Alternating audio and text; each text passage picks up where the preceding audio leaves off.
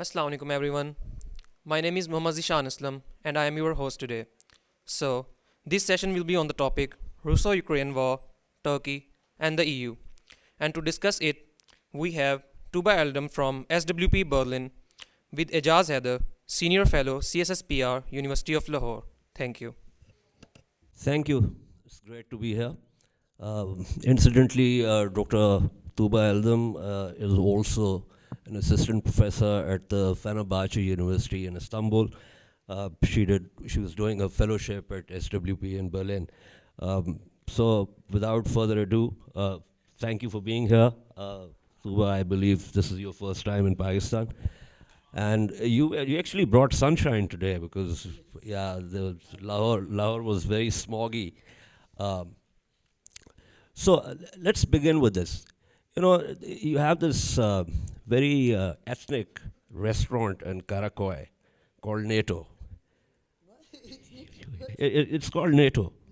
Yeah, in Karakoy, in Istanbul. Yes, and its proprietor is Mevlut Öztürk. And I'm actually surprised you don't know this because many years ago when I was on a visit to Istanbul and someone actually asked me, have you been to NATO? And I said, yes, are you talking about NATO in Brussels? He said, no, there's a restaurant in Karakoy. It's called NATO. So I actually went to check it out. And it's very interesting. A couple of days ago, DW was doing the story on Sweden's and Finland's membership and Turkey's approach to that. And they actually went to this restaurant. And they talked to they talked to Öztürk.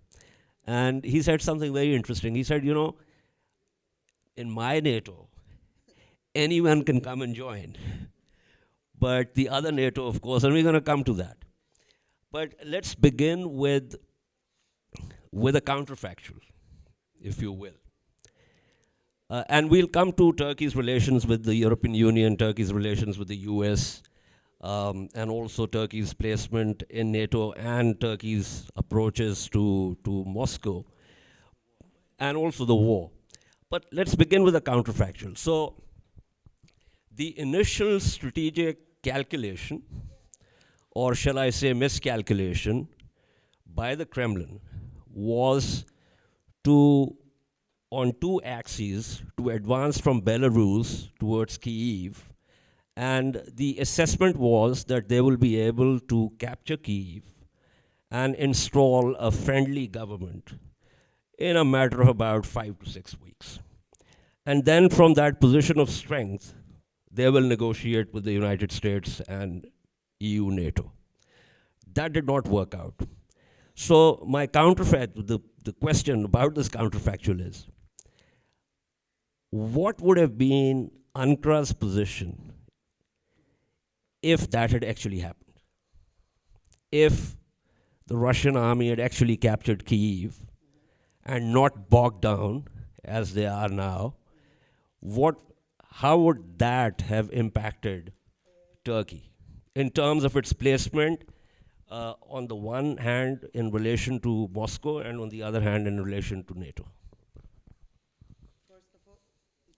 Okay, yes. First of all, I would like to thank you for inviting me over here. It's my pleasure to be in Pakistan, such a, one of the most special countries for Turkish people. We have a really very strong history.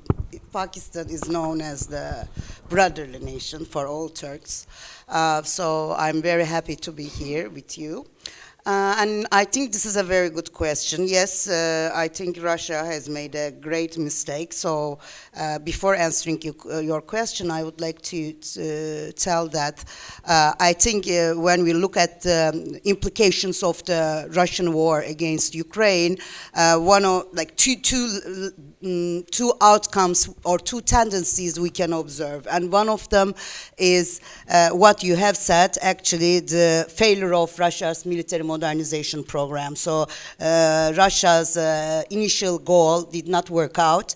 and all the military observers and civilian experts are agreeing that all the things that we saw in the media about the Russian military modernization program that has been undergoing since the Georgian War in 2008 was highly exaggerated.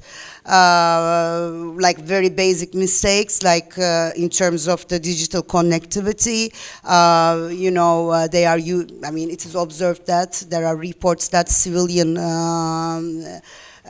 equipment was using for the electronic communications, so no encrypted systems, which also cause coordination, like the low digital connectivity was causing coordination problems on the field. So basically, after, because this was one of the things that I wanted to say, like what we can say at this stage, I think all the military observers are agreeing on the fact that, Russia has lower military effectiveness than expected in terms of its preparedness. And also on several other dimensions. So when we come to your question, it's a very interesting question. Like there are reports coming from, and while I was in Berlin in the last 2 years, all the times there are reports telling that, it's time to kick Turkey out of NATO, because Turkey is playing both sides, and Turkey is becoming more authoritarian, and and also after the war has started, there are a lot of pressure telling that Turkey is trying to overcome the sanctions, or help Russia to overcome the sanctions.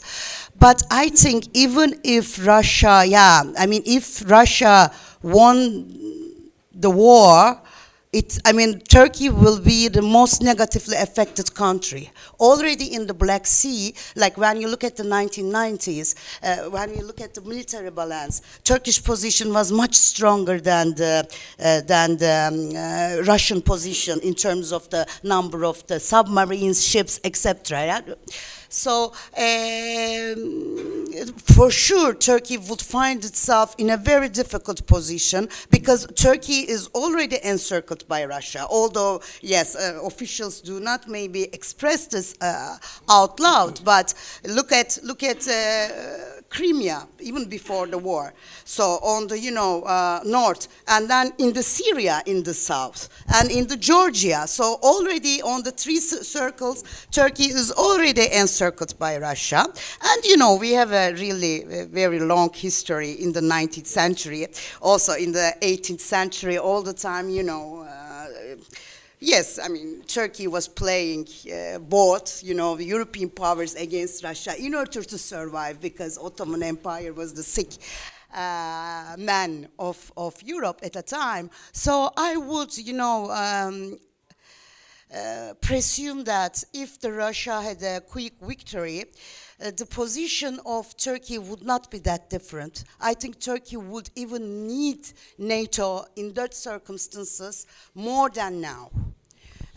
So it will, still, I think Turkey will be playing the balancing or, swinging position, so to speak. Right, that was actually the thrust of my question, because in the event that Russia had actually met its strategic political objectives in Ukraine, then it would have been in a much stronger position. And Turkey would then have had to sort of try and countervail in Syria, elsewhere, in Georgia, and Ukraine itself, with which, incidentally, Turkey has very good defense relations. The Ukrainians have been using the Turkish Bayraktar TB2 drone systems.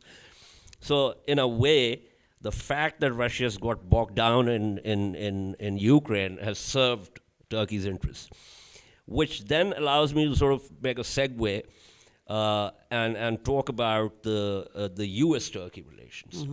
Now, we know that there have been lots of problems, Fethullah Gulen's presence there. Then, of course, Turkey's separation from the F-35 program because of the S-400 platforms, A280 platforms that it got from Russia. then also democratic backsliding, and a number of other reasons, to the point where in 2017, 18, people were talking in the US were talking about the fact that Turkey is neither a foe nor a friend, and we need to sort of rethink.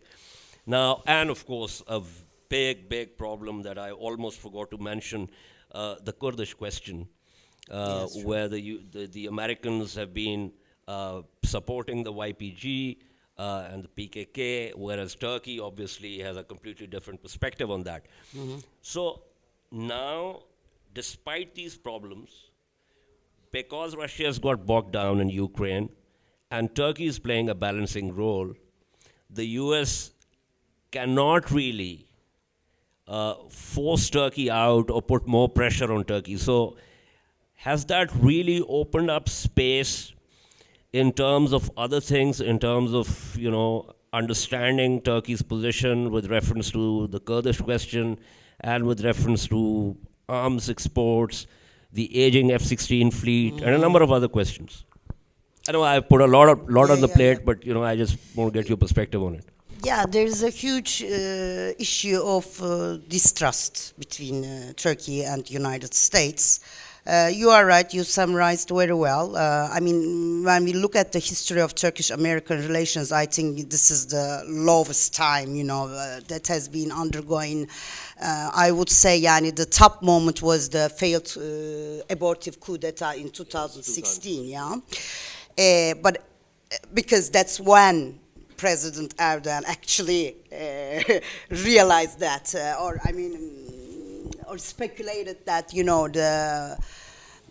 because, this is what my, PhD thesis was on, civil military relations. And, Turkey, I think this is unique in the world history that, starting from 2007 and until 2013, there was a systematic attacks against the Turkish armed forces through fabricated evidences, like first police operations and then the judicial investigations, and there are waves of operation. Like one wave finishes, the other starts. This lasts for 2-3 years, and there was a fear of, the atmosphere of fear in Turkey.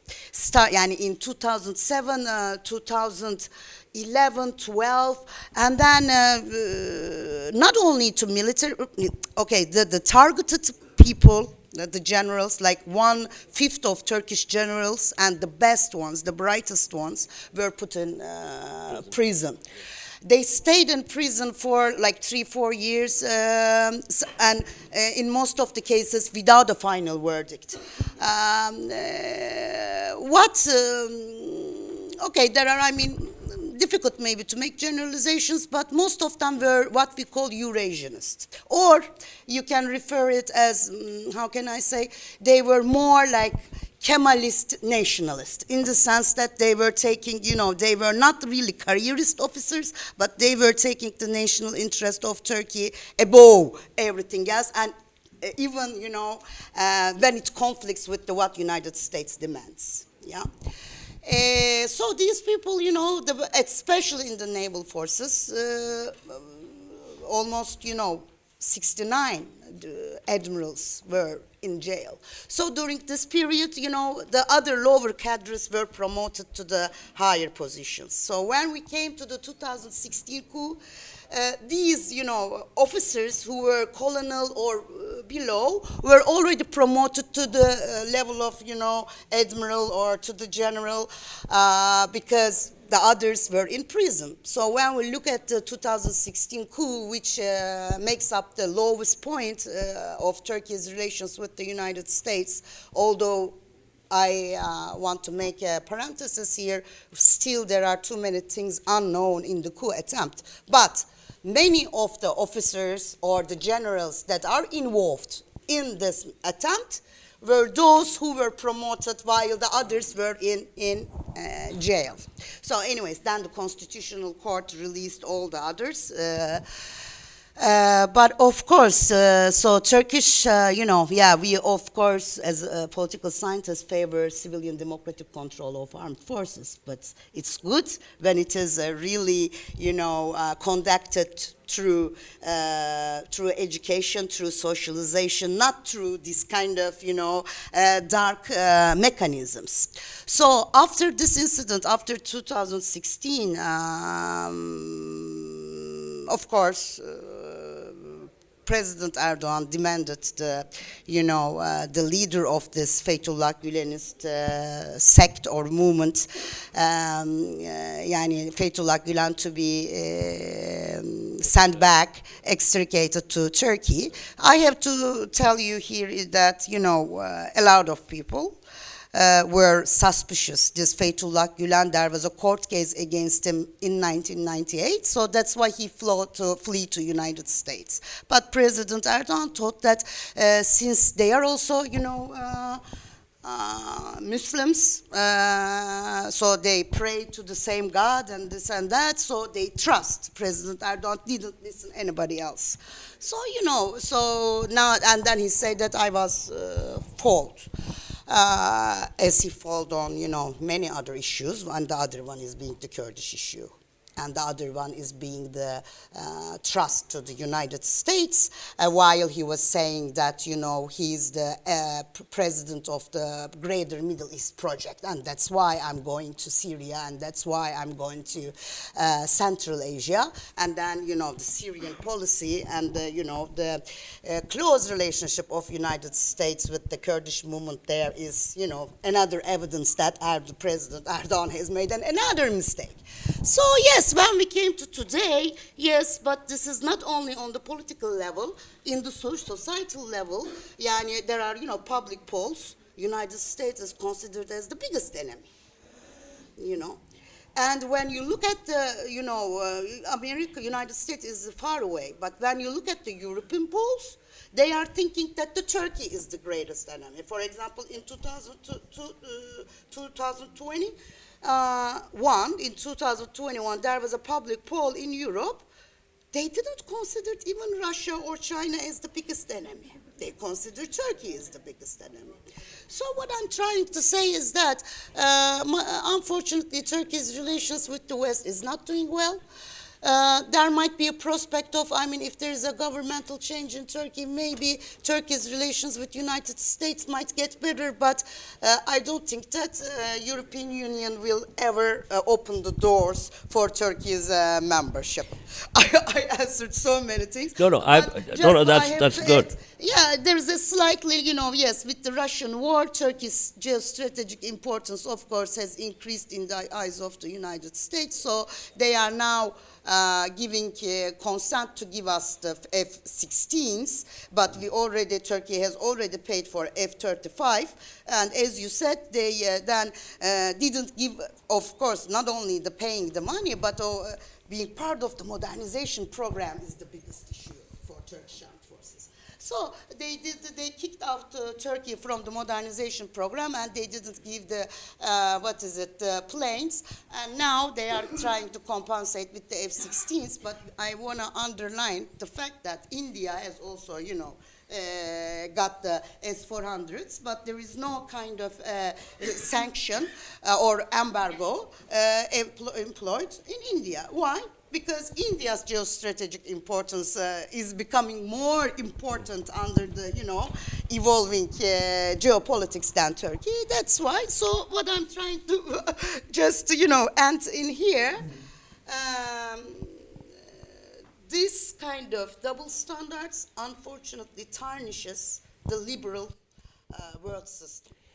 Yes, Tuba, but as IR politicized students, we know that states can have multiple standards. And, Turkey is a NATO member, it's under CARTSA sanctions, whereas, as you mentioned, India is not. But let me try and cast a critical eye on Turkish foreign policy after the Arab Spring. Now, I personally interviewed President Abdullah Gül in March 2010 in Ankara, and this was about 3 days before he was to visit Pakistan.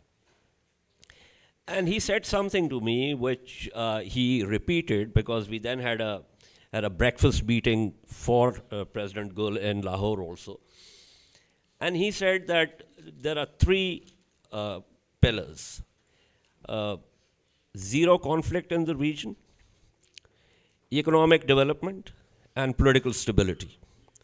And this idea of zero conflict in the region, he mentioned, of course, the ceasefire with the PKK, and also improved Syria-Turkey relations with the Syrians just crossing over. But then we saw, and I had the occasion of debating this point with a number of Turkish scholars and also some Turkish diplomats. President Erdogan's, in fact, he was then not the president, pressure on Bashar al-Assad, and they had family relations, they used to have vacations together and the rest of it, and trying to push him into opening up Syria, which then led to a number of, as you know, a number of developments, not least inimical relations between Damascus and Ankara. And then, of course, the ending of the ceasefire with the PKK, which created another issue. So in addition to, the point that I'm trying to make is that in addition to poor relations with the United States and the European Union, Ankara's relations in the Middle East also, post-Arab Spring, in fact, post-2014, I would say, became really bad, where Turkey sort of got into, and it's only recently, last year, when President Erdogan went to Saudi Arabia, to Egypt, and So do you believe that Ankara has been trying to sort of overreach beyond its capacity in these areas? Yes, of course, you are very right. Turkey has one of the basic foreign policy principles since its foundation. More or less, it's consistently applied. We call it yurtta sulh, cihanda sulh. Peace at home, peace at world.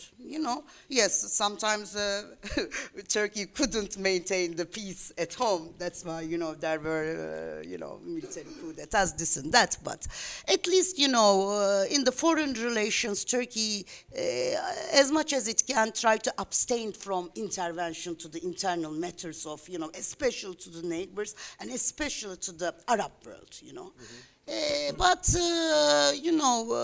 with Ahmet Davutoğlu, who was then the foreign minister, they thought that, okay, Turkey, all neglected Arab world. So that was a strategic mistake, and the Ottoman Empire has ruled those territories as if those people looking, forward to Turkish intervention. That was not, true. But they were nostalgic in the sense that, so yes, Turkey, yes, maybe wanted to bring the democracy, but they supported supported the Muslim Brotherhood, that much intervention to internal affairs to another state, I don't know. It didn't bring any benefit as far as I see to any nation, It didn't bring benefit to the United States either. So, yes, now, unfortunately, Turkey has found itself isolated. No friends in the Middle East. Europe, no friends. We have very bad relationship with Greece. We had, traditionally, historically good relations with United States. We don't have. So, it had no choice but to make these overturns and try to, and you know very well, Turkish economy is really in a bad shape. Yeah. So, Saudi Arabia and the Gulf has the money. So Turkey trying, but then, especially in the Western media, it is sad to see, as if Turkish foreign policy has no principles. There are headlines like that. It is sad to see. Yeah, a lot of that also is, in a way, it has a slant, but I agree that Turkey has also not helped its own cause in so many ways. Let me just refer to the fact that, in terms of the European Union and Turkey relations, some of the points that I constantly come up with when I look at analyses coming out of Europe. Uh, One, of course, the very straight one that Turkey has not been able to fulfill the Copenhagen criteria. And democratic backsliding, lack of rule of law, with the system now engineered in a way that it supports a certain party and a certain individual. Human rights issues, and of course, a well functioning market economy. Uh, and in addition to that, and I was just, Ulf Kristersson was talking just 5 days ago at one of the think tanks, and he said that Turkey is asking for too much and outside last year's three-way memorandum of understanding. Turkey is asking too much uh, for agreeing to have Sweden's membership. And he also said that what Turkey is now asking is outside the scope of last year's three-way memorandum of understanding that was signed. So there too, there is this, and the Europeans say, well, Hungary is going to come round because it's another one that's still not voted. But the real problem, the real wall, is Turkey. So how do you see that getting resolved, if at all? I think it will be resolved. Yeah, and I think they are coordinating. The Viktor Orban has declared it 1 month ago or so. I don't remember exactly, but I think they are coordinating together. So I expect, because I think Hungary is going to approve it in February. So probably, to what extent Turkey can do these delaying tactics? And we cannot say that Turkey has gained something. At least there were, covert or overt arm embargoes employed in Turkey, in Europe, since the Turkey-Syria intervention. In the Turkish history, all the time there are, excuses to resort to arm embargoes. This time, after the Turkey's intervention to Syria in 2019, many European nations have resorted, and this is one of the things that we have to expect. Turkish defense industry is doing very well. And really, Turkey needs this critical subsystems. So Sweden, at least, and our problem is with Sweden, not with Finland that much. I think it's a tactical also. I think it's a mistake. Why are you putting these two countries at the same basket? That doesn't make sense because they follow different policies. But anyways, so Turkey has gained something. And I think it should be content, and Turkey tried to make its grievances to be heard, in the world, in Europe, and within NATO. NATO all the time demands something from Turkey, and Turkey is doing it, but Turkey's concerns or demands are never taken seriously by NATO, although Turkey has the second biggest military in NATO. So I think, I expect that this problem is going to be resolved in the following weeks. Right. So let's kind of circle back to the Russo-Ukraine war.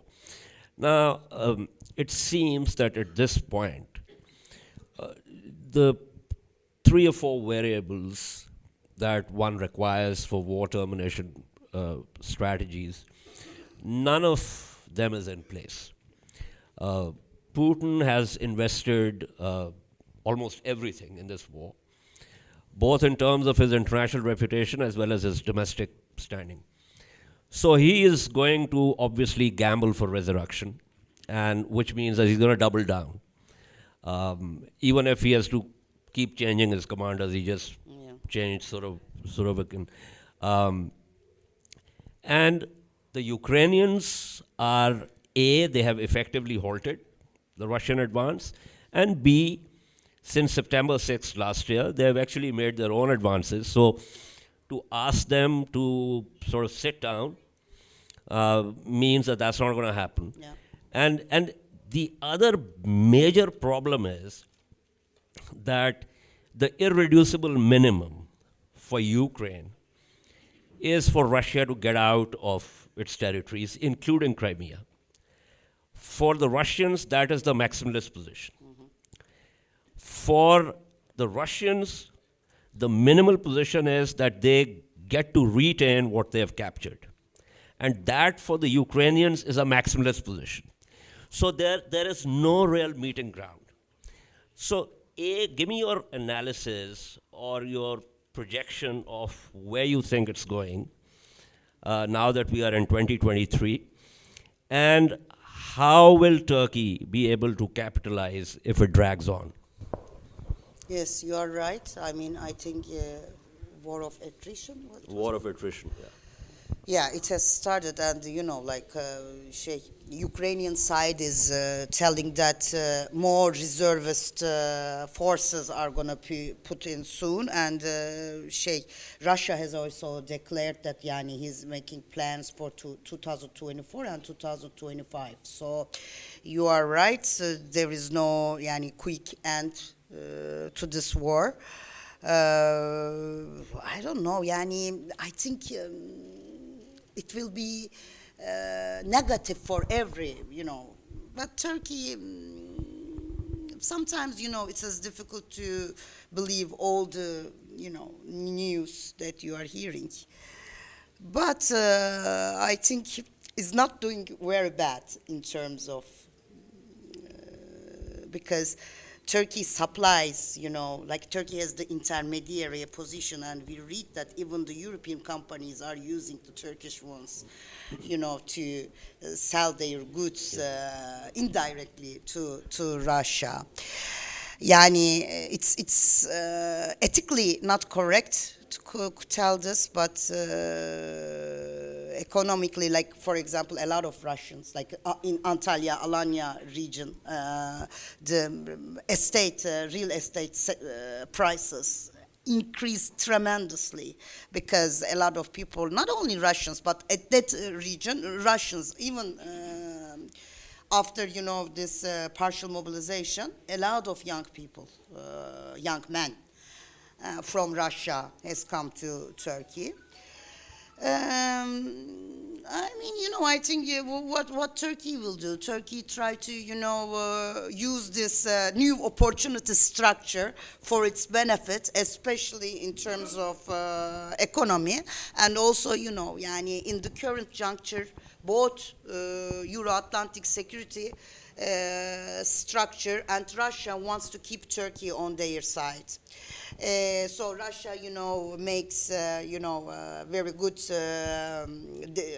proposals, like, making Turkey as the energy hub. This has been the dream of Turkey since, in the last 30 years.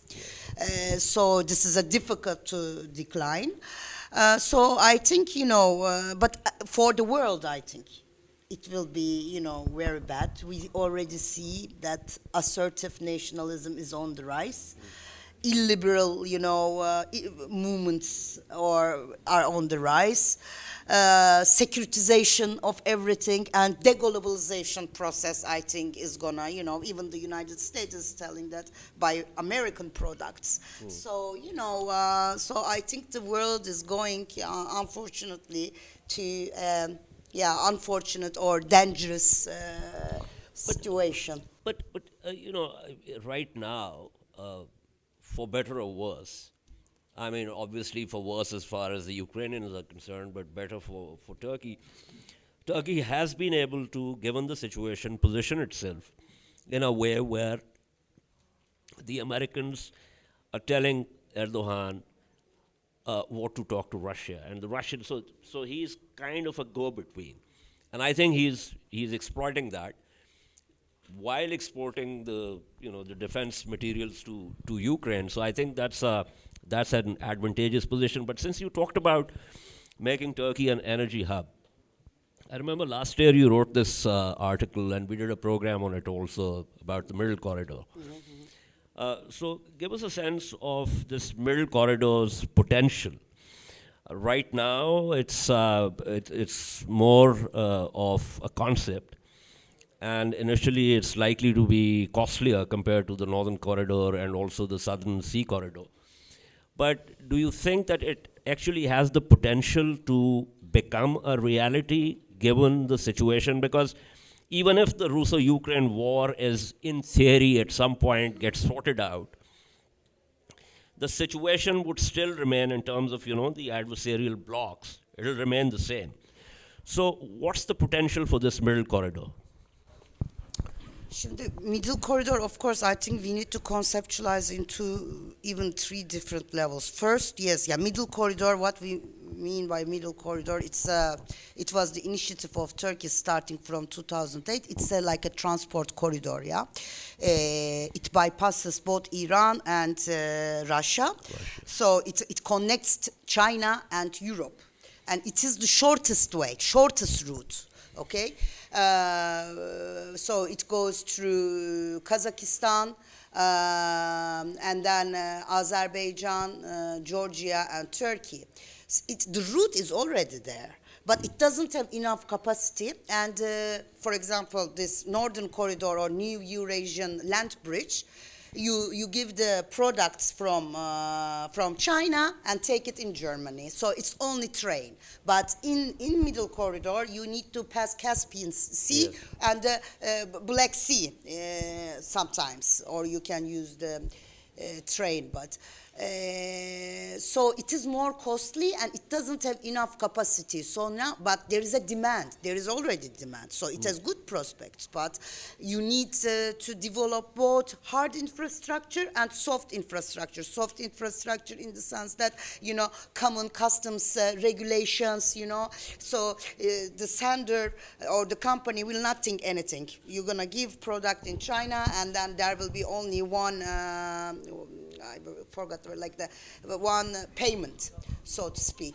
Maybe it's easier to do that, but also you need, like faster train, the same trains. Turkey has a lot of plans on paper, but there are delays because Turkey doesn't have enough money to do all of this. With regards to, in terms of the also it comes with the logistics infrastructure. Turkey has also this, and also the other, Azerbaijan is also trying to do that. But for now, Europe, because Germany is the final destination most of the time. And for example, Germany is using the Black Sea route bypassing Turkey, so Turkey is not getting anything. Although there's increased demand, nothing is going through Turkish territory. It's from Georgia to Romania through the ship in Black Sea. But it doesn't only mean this, middle corridor is an idea. It can be, because you were in the program also, you refer it very nicely. It is like an alternative to Russia and China in Eurasia, So this is the kind of the Turkic power. Or pan-Turkic vision.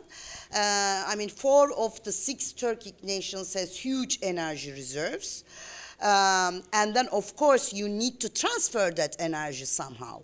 So that infrastructure will help to transfer that energy, both the green energy and also the conventional, like the natural gas, this and that.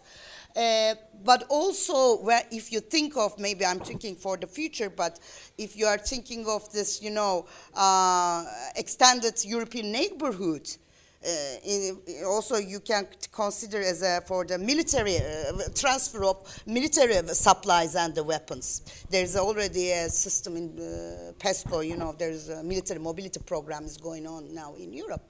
But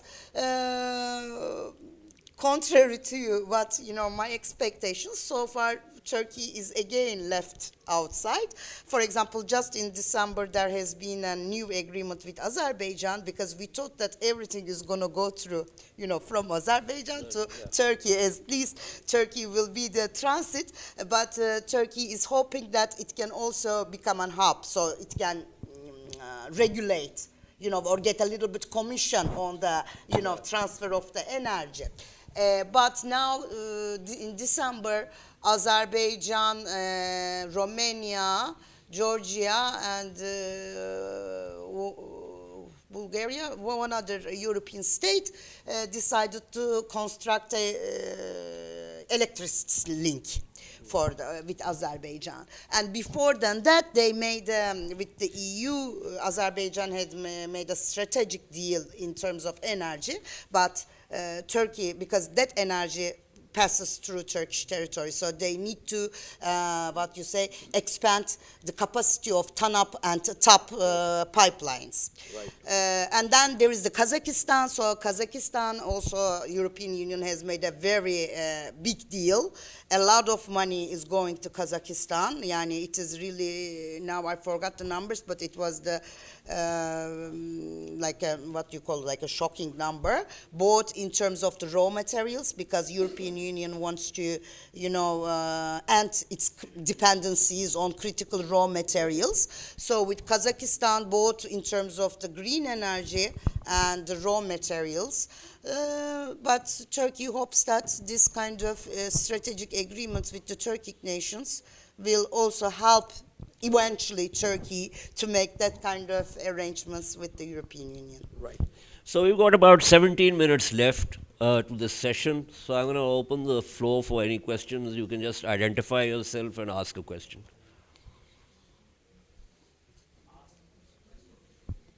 Ji.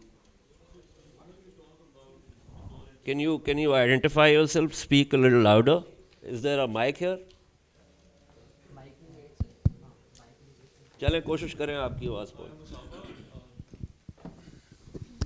You spoke about the usual non-intervention policy of Turkey. What intervention? Non-intervention. Non-intervention, yes. But we saw Turkish government intervening in Syria back in 2011 as well, and in 2019 as well, when they started bombing the Kurdish territorial areas. So what about that? Are these not double standards? No. Now, your question, no, I was referring to that. But when you think in that way, you are right. Even before 2000s, when you go back to 1990s, Turkey was making cross-border operations. Yani in the 1990s, there was a threat Turkish land commander made to Syria. That's why the leader of the terror organization, Abdullah Öcalan, was released from Syria and found himself in Italy. Anyway, so yes, in that sense, but Turkey considered it as a terror operation, not to, really to intervention to the political affairs of the country, yani in the sense that Turkey doesn't care who rules in Syria.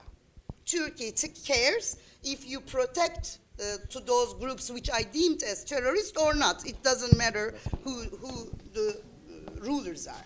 In that sense, Turkey, until the 2000s, until the rise of the ruling Justice and Development Party, more or less try to follow a non-interventionist policy. Another exception, Cyprus. Yani, there was internal conflict in Cyprus. Turkey sent military, so it was an intervention also. So, there are of course a few cases, but more or less Turkey tried to maintain that non-interventionist position. But okay, so I know. I mean, one can make a legal case there also. Turkey's intervention in Libya on the side of the UN-recognized government, as opposed to the other Khalifa Haftar's group. So I think that is something which is more in terms of trying to get a certain result in terms of who's going to rule Libya, rather than simply anti-terror operation. Yeah. Anyone else wants to ask a question? No, there's a huge burden of this also military operations for Turkey. Okay, it seems I'm the only one who knows very little about this, so I'm going to ask the question. Everyone else seems to be really up on Turkey and its foreign policy. But now with these outreaches to Egypt, to Saudi Arabia, to the Gulf, is it purely investment related, or has Turkey sort of pared down its strategic ambitions in the Middle East?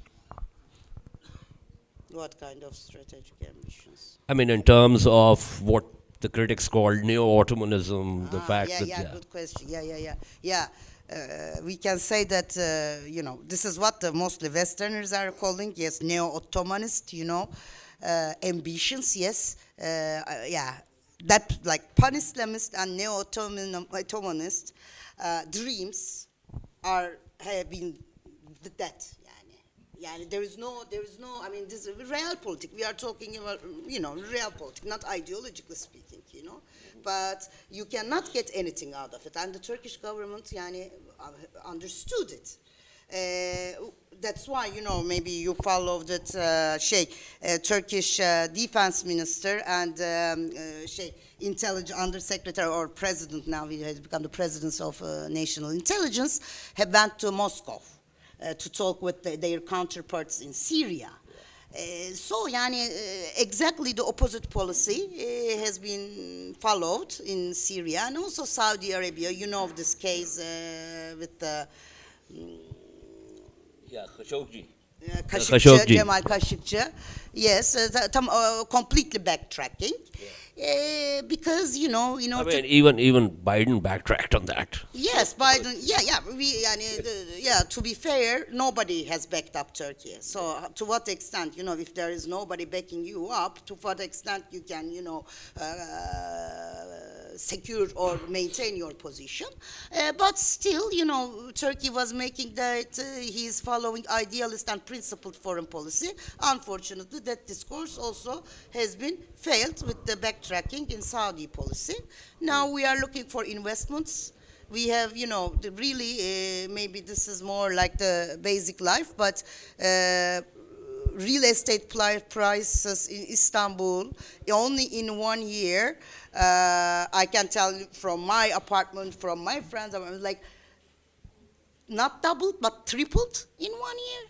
People cannot find housing because a lot of people, like Iranian people, Syrian people, everywhere, Saudis are coming and buying because they can get the citizenship.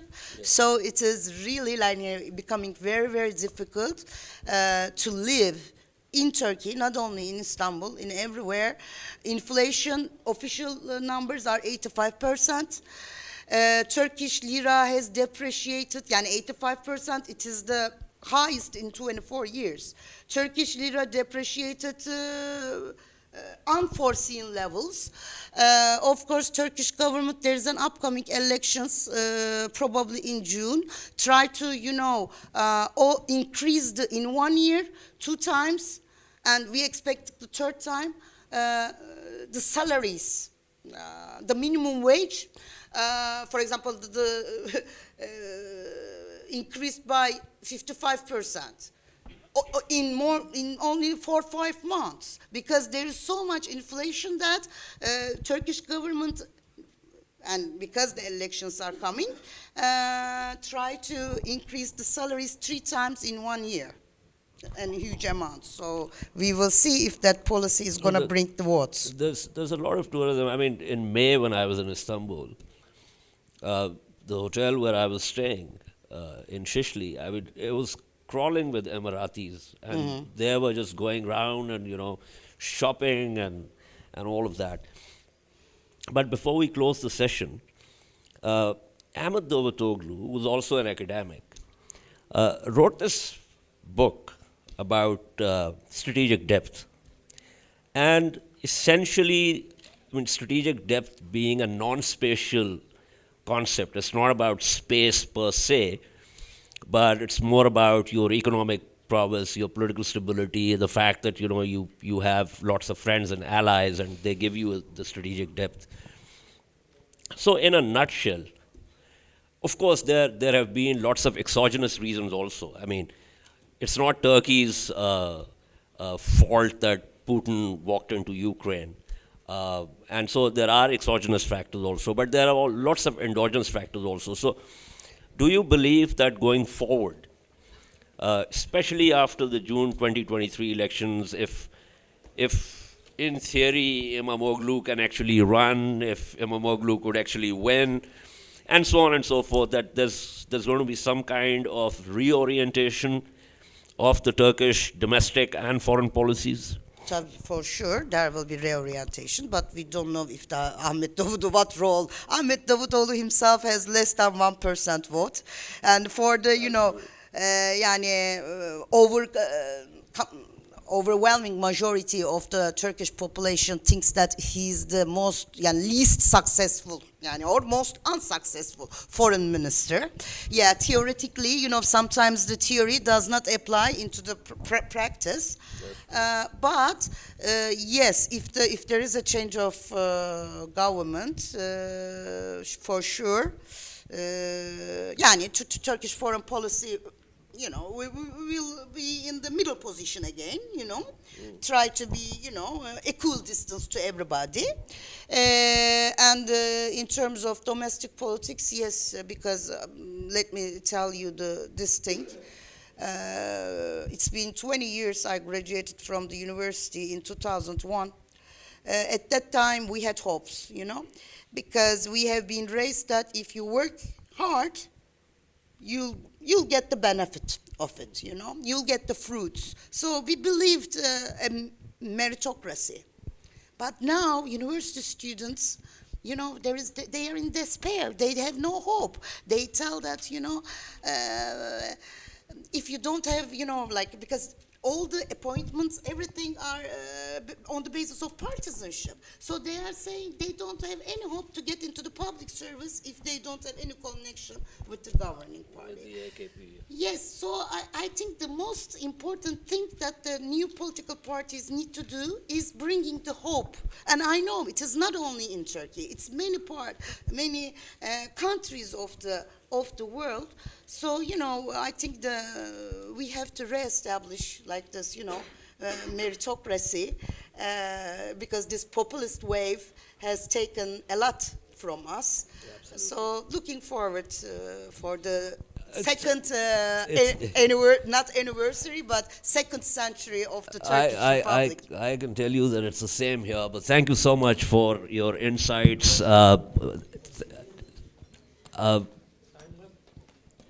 You want to ask a question? A very quick question, because we've run out of we just got 5 minutes. Yeah. Salhin is my name. What hit Turkish economy so badly? How you were explaining inflation and then raises? Yeah, quickly. Everybody, I'm not of course an economist, but there is no independence of the central bank. Yeah, all the institutions, one-manship, personalization of politics, and no expertise left. So too much political involvement, so economy is not going into own terms. And there is, they say that very high inflation, very low interest rates. Everybody is saying that in the economy, this is the 101 economic lesson. When you have high inflation, you need to increase the interest rate. But President Erdogan telling that, the religious book, the Quran Kerim says that, the faiz, not profit. What you call the money that you get from the profit that you get from the money? Interest. Interest rates, so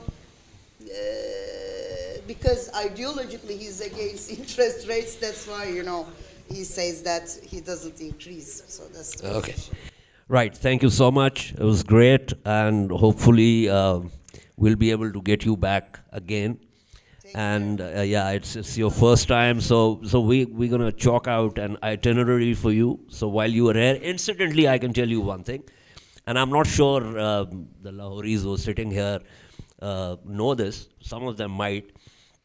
But John Milton, an English poet who wrote this long poem called Paradise Lost, in book 11 of that, he talks about Lahore and Agra as the great Mughal cities. So it's a very old city, and it's great to have you here. And you must go around before you go to Islamabad. But Islamabad is beautiful, but it's not historical. So, but you'll enjoy it in a different way. And let's hope that while you are here, there is no further smog in Lahore.